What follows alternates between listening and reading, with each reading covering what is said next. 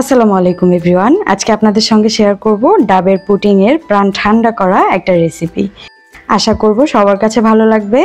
আমি একটা বড় শাঁসওয়ালা ডাব নিয়ে নিয়েছি। ডাবের পানিটাকে বের করে দুই ভাগ করে নিতে হবে।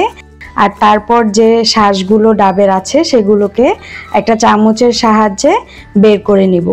একটু সাবধানে বের করতে হবে যাতে কোনো দিক থেকে ভেঙে অথবা কেটে না যায়। এইভাবে শাঁসটাকে উঠিয়ে নিলে ডিজাইনটা করতে অনেক বেশি সুবিধা হয়। এরকম আস্ত একটা শাঁস বের করে নিলাম, বাকিটাও ওই একই রকমভাবে বের করে নিব। এরপর এখানে একটা নজল নিয়ে নিলাম। আপনারা চাইলে যে কোনোভাবে ছোট করে অথবা লম্বাভাবে কেটে নিতে পারেন।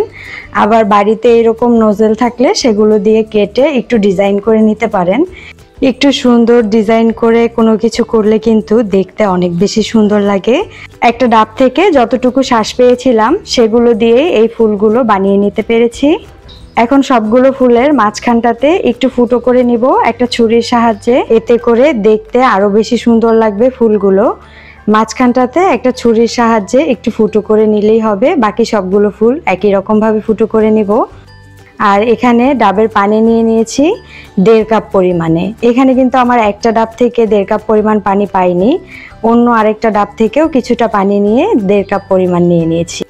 তারপর চিনি দিয়ে দিলাম 3 চা চামচ। ডাবের পানিটা যে পরিমাণ মিষ্টি সেটা খেয়ে দেখে চিনিটা দিতে পারেন, না হয় নিজেদের স্বাদ মতো কমিয়ে অথবা বাড়িয়েও মিষ্টির পরিমাণটা দিতে পারেন, সেটা আপনাদের ইচ্ছে মতো। এরপর এখানে লাগছে আগার আগার পাউডার। আমি 1.5 টেবিল চামচ নিয়ে নিয়েছি। এখন একটুখানি ডাবের পানি দিয়ে খুব ভালো মতো মিশিয়ে নিলাম। আর তারপর ডাবের পানির সঙ্গে খুব ভালো করে পুরোটা মিশিয়ে দিব। অনেক সময় আগার আগার পাউডারটা বেশি পানির মধ্যে দিলে মেশাতে কষ্ট হয়, তাই এরকম ছোট বাটিতে মিশিয়ে নিলে খুব সহজেই মিশে যায়। চুলাতে বসিয়ে দিয়েছি, অপেক্ষা করব বলক আসার জন্য।